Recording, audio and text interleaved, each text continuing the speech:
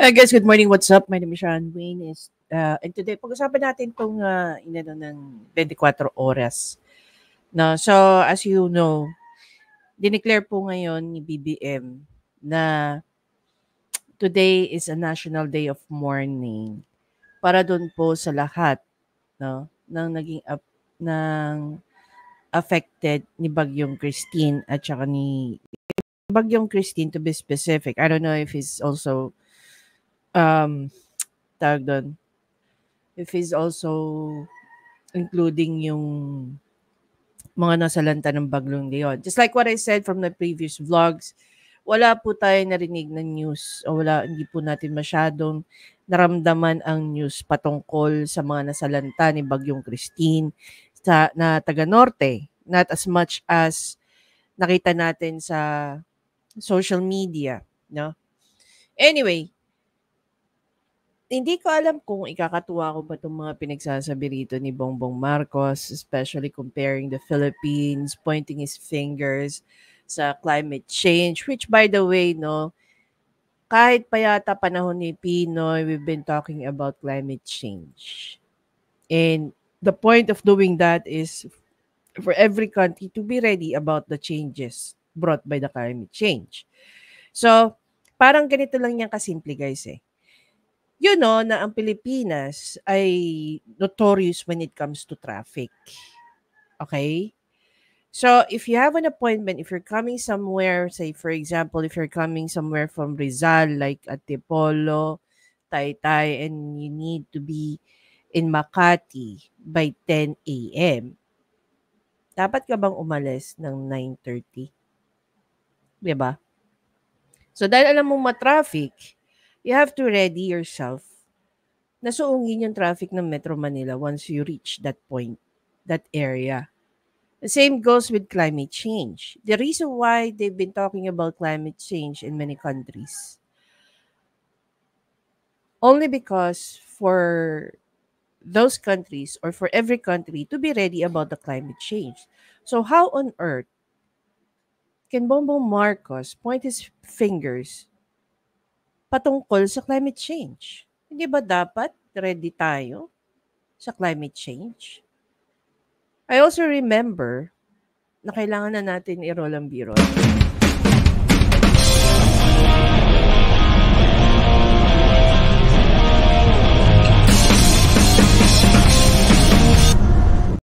Okay guys, i-play natin yung portion na to ng 24 oras patungkol sa interview ni Bongbong Marcos about climate change. Para sa mga nasawi sa Bagyong Christine at Leon, kinilala ni Pangulong Bongbong Marcos na di kailanman sasapat ang pagtugon sa sakuna, bagamat ginagawa ng gobyerno ang lahat. May flood control din anya pero sadyang hindi kinakaya ang epekto ng climate change. Guys, pagkakatandaan nyo, no? Nung panahon ni PRRD, may climate change na rin. May problema na rin tayo. May concern na rin tayo about climate change. Pero sa panahon ni PRRD, hindi ganito ka-damaging. Hindi ganito kalala. Hindi ganito katindi. Diba? So, wag ipalabas o ipamukha ni Bongbong Marcos sa kanyang mga tangang followers na kasalanan to lahat ng climate change. Kung naging handa ka, hindi lahat to nangyayari sa panahon mo. Utos niya sa mga ahensya sa pagtutok ni Ivan Mayrina. Sa lawak ng pinsala ng Bagyong Christine at Leon at dami ng nasawing umabot sa 150, itinakda ang araw na ito bilang pambansang araw ng pagluluksa. You know, when you lose a life, you lose a life. It's terrible tragedy. Ito diyan sa sinabi ni Bongbong Marcos, kung may importante talaga kay Bongbong Marcos, ang buhay ng kada Pilipino, bakit hindi niya inaayos ng maayos ang trabaho ng mga tao niya? Diba? Yung mga tao mo sa baba, accountability mo rin yan. You make them answer to their incompetent. Gaya mo, you have to answer to us.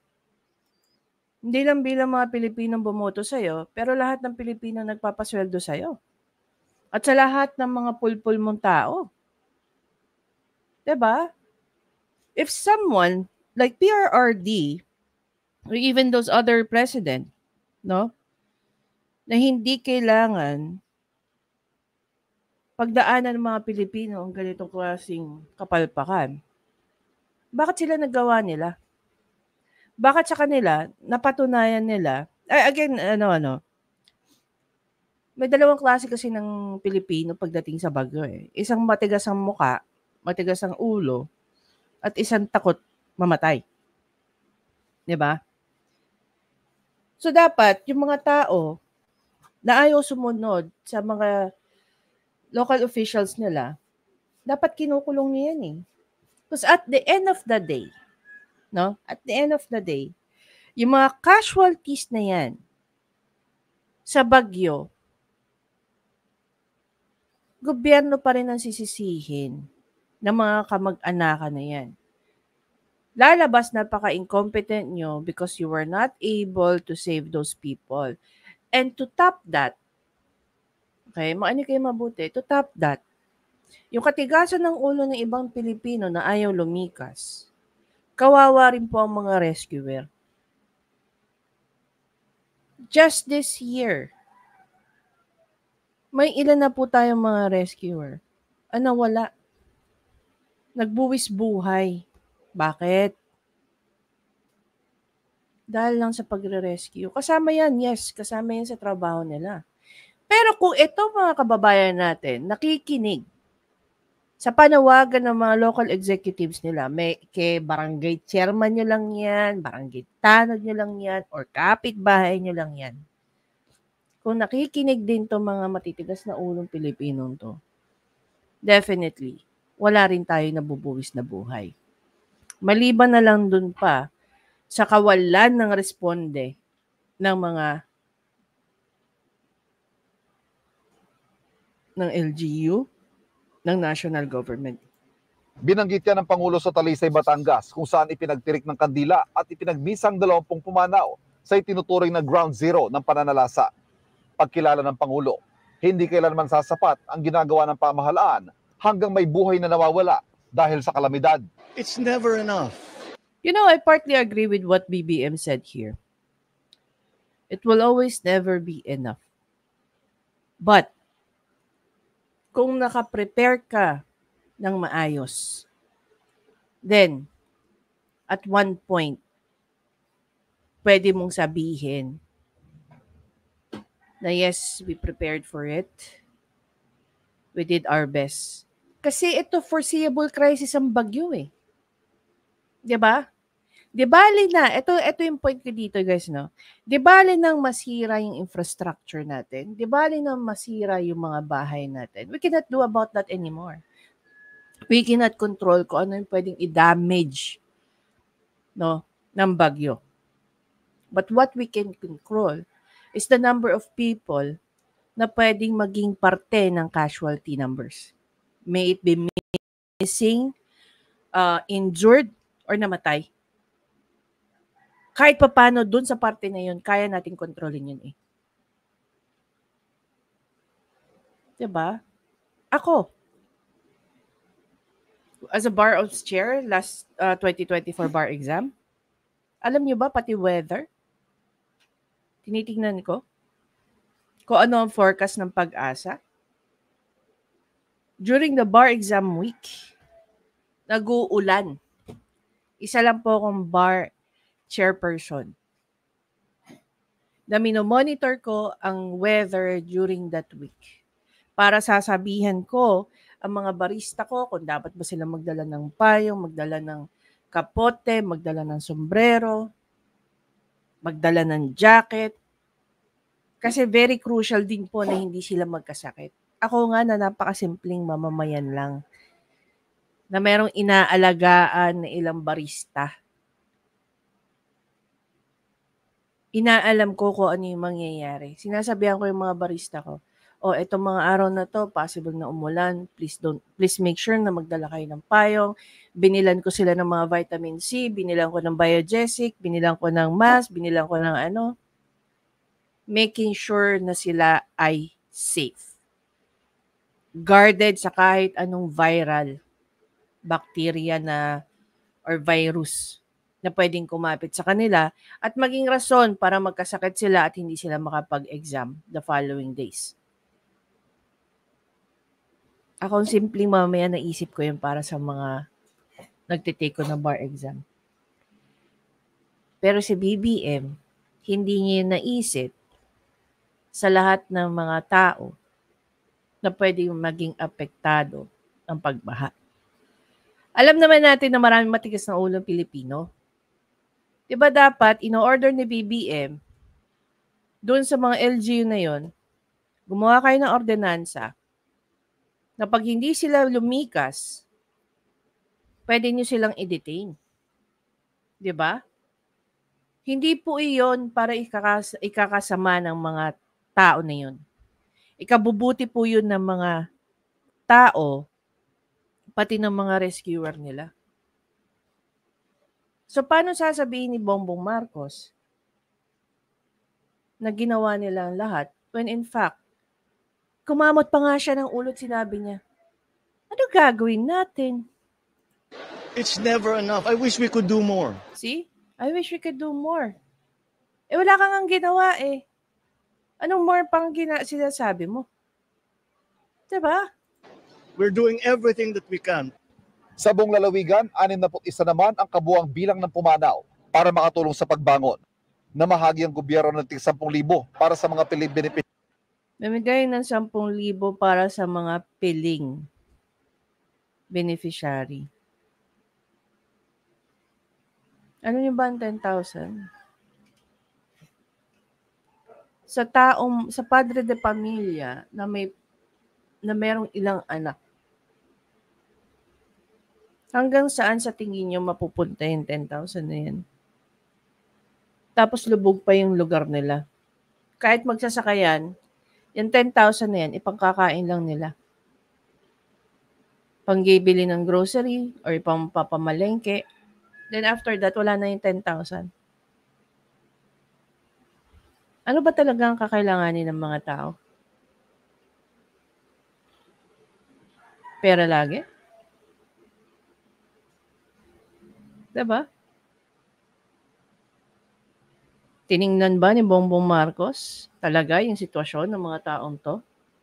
Benepisyaryo, mga materyales para Ilang sheets ng ano yan? Ano yung mga pinagbibigay nila? Ano to? Plywood? Ano yan? Ilang 2x2? Kaya tuloy sabi ng mga tao, makakagawa daw to ng doghouse. Totoo naman. Oh. Alam mo sana kung ano nakabuti? Pinunta ni Bongbong Marcos yung mga sitwasyon ng mga ano yan. Sinabi sa mga tao, ito yung standard namin kayang ibigay. Bakit hindi hayaan ang DPWH in coordination ng mga may-ari ng bahay? Pagpa-deploy si Bongbong Marcos ng mga construction worker na pwedeng gumawa ng makeshift.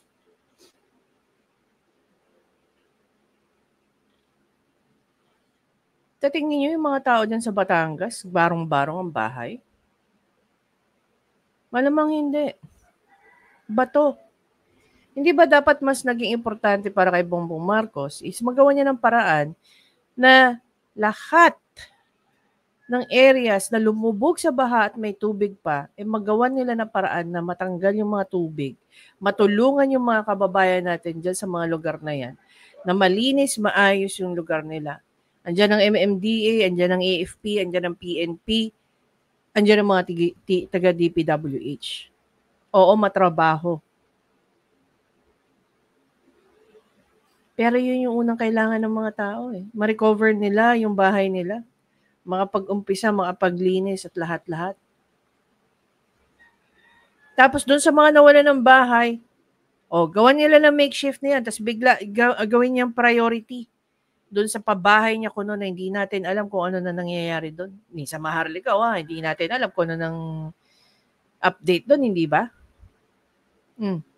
Kung kayo tatanungin ko, eto sa tingin nyo, lalo na doon sa mga nagko-construction, do you think these materials are enough to build one house, a decent house, a place where a person or a family can sleep?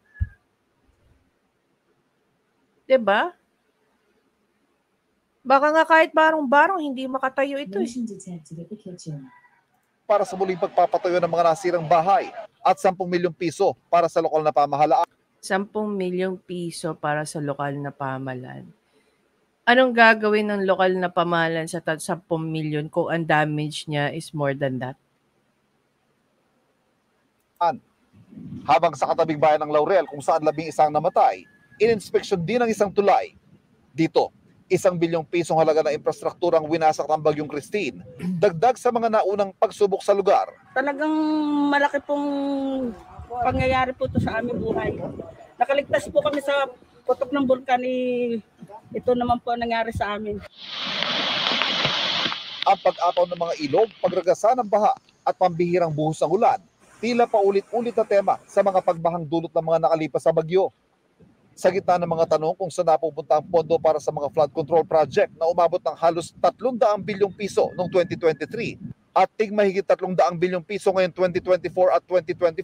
Imagine nyo, 2024 may pinakamalaki so far no, between 2023-2025.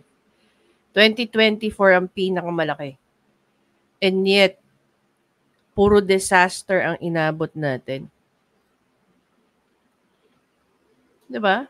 Kapani-paniwala pa ba na itong 351B na to, may napuntahan na maayos? 5. Bubusisiin ng Senado ang Ayan na naman sila. Bubusisiin na naman daw. Ano nangyari sa una nilang pagbusisi? Sige nga. budget ng DPWH. Welcome ito sa Pangulo, pero pagdidiin niya. Welcome ito sa Pangulo, pero matindi ang climate change. Kaya diba? Matindi di umano kay Bongbong Marcos ang climate change. Alam nyo guys, nasa Abu Dhabi pa ako. Meron grupo, no?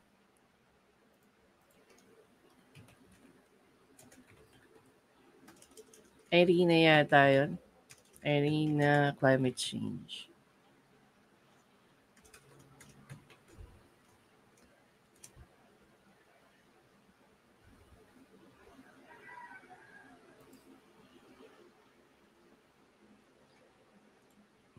Excuse me.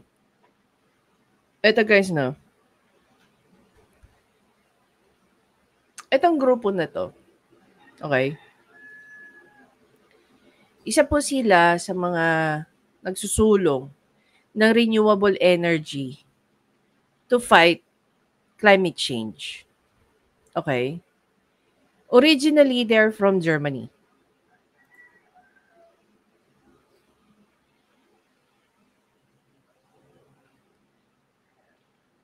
Irina membership comprises 169 countries and the EU. Together, they decide agency's strategic direction, pragmatic activities in line with the global energy discourse and the priorities to accelerate the deployment of renewable-based energies transition worldwide. So, isa sa mga sinusulong ni Irina is a renewable energy para hindi na tayo magkaroon para ma-lessen ang carbon footprints natin. Okay? Nagkaroon po sila ng office sa Abu Dhabi. I just don't remember when, pero it was in the early 2010, 11, 12, somewhere there. Originally, they are from Germany. No? Excuse me. Nag-headquarters na nga sila sa Abu Dhabi. But originally, they are from Germany.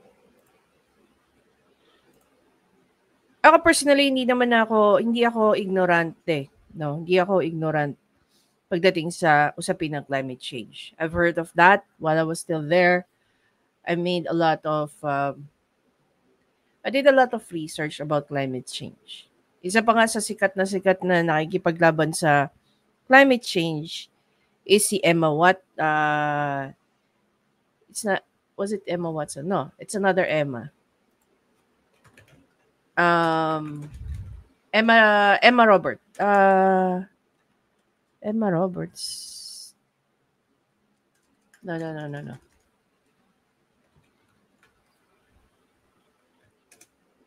Yeah, it's Emma Watson. Si Emma Watson's si Leonardo DiCaprio. So they're one of those, well-known celebrities na nakikipaglaban alongside with other government. No, nag-spread sila ng awareness about climate change. So etong nangyayari ngayon sa atin, I agree naman that this can be a result of climate change. Pero kung matatandaan nyo nga, isa sa mga diniscuss ni BBM, no, during his first few months as the president, is gusto niyang merong ma-develop na klase ng rice na pwedeng lumaban even sa climate change. So in short, aware siya sa climate change. Hindi ba dapat nag-a-adjust siya sa policies niya based on how the Philippines will respond sa climate change? And obviously, after nearly 3 years, hindi niya pa rin alam how are we going to respond to climate change. 'Di ba? Yung mga pinagawa niya bang flood control ay climate change proof?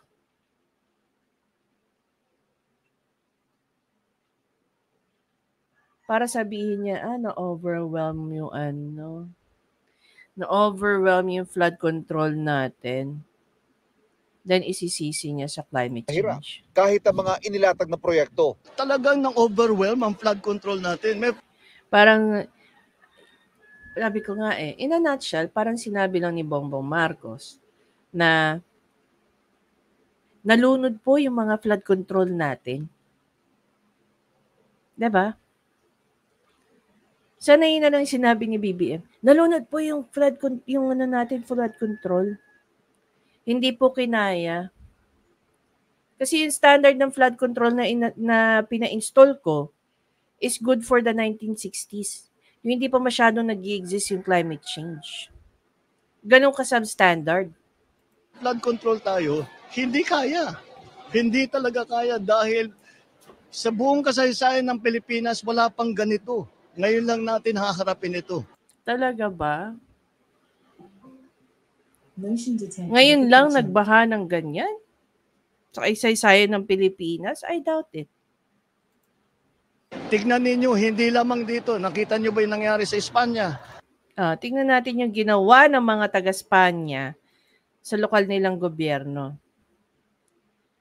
Punta tayo dito sa post ni Ma'am Joey. Sabi ni Ma'am Joey dito, Valencia, Spain was ravaged by flood last week of October around the same time of Christine PH due to the torrential rains which killed hundreds of people, brought massive damage to properties.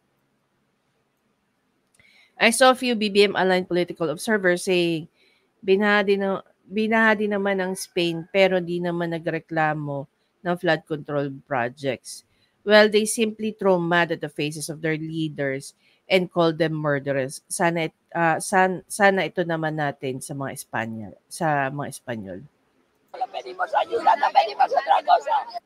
Crowd of angry survivors from devastating floods in Spain confronted the country's royal family, throwing mud and shouting insults as they visited the affected area of Paiporta. Hindi nga sila guys nagreklamo. Okay, hindi nga sila nagreklamo. Ulitin natin, hindi sila nagreklamo ng flood control, pero tinawag nilang murderer ang royal family. Crowd of angry survivors from devastating floods in Spain confronted the country's royal family, throwing mud and shouting insults as they visited the affected area of Paiporta. Ito ba ginawa ng Pilipino kay BBM? Hindi. Kasi pag ginawa niyo yung kay BBM, baka hindi na kayo abutin ng kinabukasan. 'Di ba? Nakakulong na kayo. Kasi sinabing pinakulong na kayo. Residents vented pent-up anger over what has been widely perceived as late cleanup and response efforts from officials. Queen Letizia and King Felipe left after about 30 minutes under police escort, with ongoing calls from survivors for immediate assistance. The Queen was seen with mud on her face before she left. Cleanup efforts are largely being carried out by local residents and thousands of volunteers. The death toll has risen past 200. Por favor, que están todavía los muertos en los garajes. Imagine niyo 200 lang namatay dyan. Yung Yolanda nga 6,000, hindi nakaranas ng ganyan ng ano. Hindi nakaranas ng ganyan si Pinoy. 'Di ba? Ito ang merong ano, ito ang merong what do you call that? May pinaglalaban. Pinaglalaban talaga ang buhay ng mga kababayan nila. Familias están buscando a sus familiares, amigos. Por favor, venir, solo pedimos ayuda, no pedimos otra cosa. Y doy las gracias a todo el pueblo español por la solidaridad que hemos tenido con nosotros. Felipe, no sientas orgullo de ser un Borbón, siente orgullo del pueblo que tienes, de la solidaridad y de cómo ha respondido todo el mundo con nosotros, menos vosotros. Y pon freno a esto de los políticos y tú más, y tú más, y tú más. Estamos hartos, ¿me entendéis? Hartos. Solo queríamos eso, que nos hubiesen avisado y nos hubiésemos salvado. Muertos, niños, todo, teníamos el agua por la rodilla. Y de la... Oh, what difference does it make between what happened to them and what happened to the Philippines? May nakita ka ba kayong pinagkaiba? Yung dinanas ng mga taga-Espanya is very much the same what we experience and even worse. And yet, ganito nilang trinato ang kanilang mga leaders. Diba? Monarchy pa yan, ha? La rodilla pasó al pecho, nos arrastraba.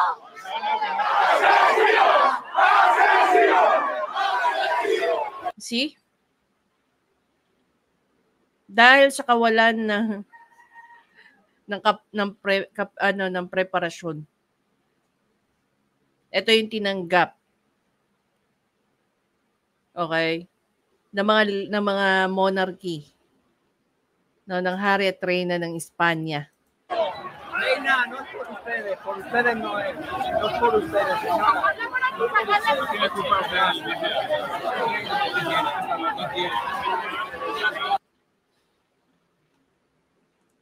Galit ng mga tapos i-compare ni BBM. Nakita nyo ba yung mga nangyayari sa iba't ibang lugar? Sa states, yung mga nangyayari. Ganyan din. Doon din sa mga lugar na yun, ngayon lang nangyari yan. Ngayon? Talaga ba? Alin, yung most recent na hurricane or typhoon sa part ng US? Tangin na to si Bongbong Marcos, ginagawa talagang tanga Pilipino. Ang hindi pa nila nakita sa tanang buhay nila.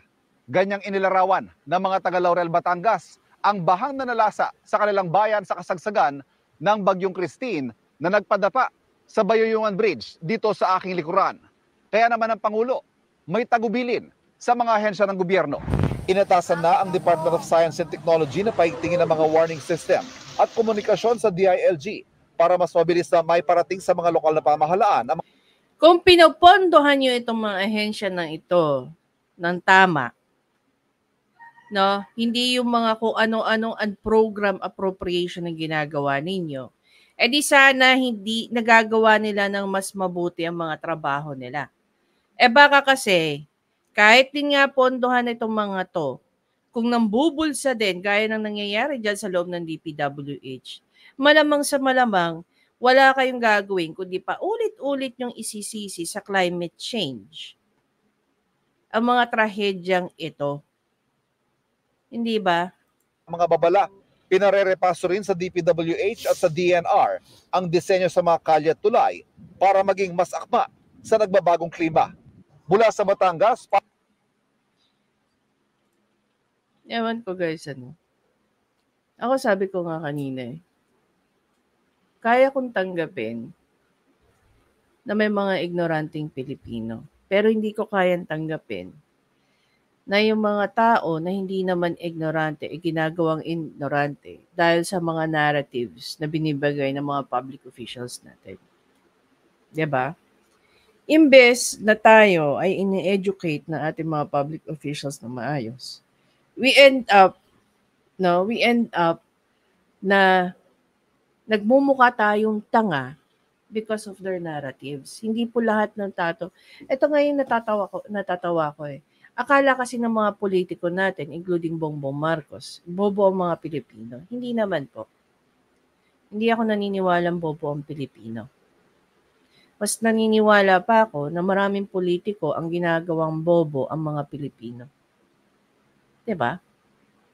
Now, dito makikita mo how incompetent Bongbong Marcos is. Tapos ikukumpara pa niya ang Pilipinas at ang Espanya. Nakita naman po natin kung anong ginawa ng mga taga Spain, no? Ng mga lokal nila sa kanilang mga monarkiya. Nakita niyo wala halos ginawa. Si Bongbong Marcos ba dinanasin sa atin? Hindi. 'Di ba? And only because he did that, comparing the Philippines, yung sitwasyon ng Pilipinas at saka ng Espanya, kung ano sanang ginawa ng Espanya, I think we should start throwing mud, no, sa pagmumukha ng mga local officials natin. I will not blame the LGUs. Lalo na yung kanilang mga, lahat, hindi naman lahat trumabaho na maayos. Kasi nakita pa natin kung anong pinagagawa ng mga Villapuertes eh. 'Di ba? Imagine mo, sabi nga hiningan daw ng pera, 500 binigay. Talaga? Sa mga karating yan? Isang order ko lang yan sa Pancake House eh. My point is, kung totoo nga humingi yung nanay ng pera, 500, what? Is that 0.0001% na mga nakakuha nyo? 'Di ba? Sana ang unang yung ginawa kay mga Villapuerte. Sinigurado nyo muna na nakakain ng maayos yung mga kababayan ninyo. Then namahagi kayo ng tulong, hindi 500. That's not even 500. Alam mo ba, yan na lang yung minimum na binibigay ngayon ng mga ninang at ninong sa mga inaanak nila ng Pasko. 'Di ba? Ano yan, mga inaanak ninyo, bibili lang ng candy.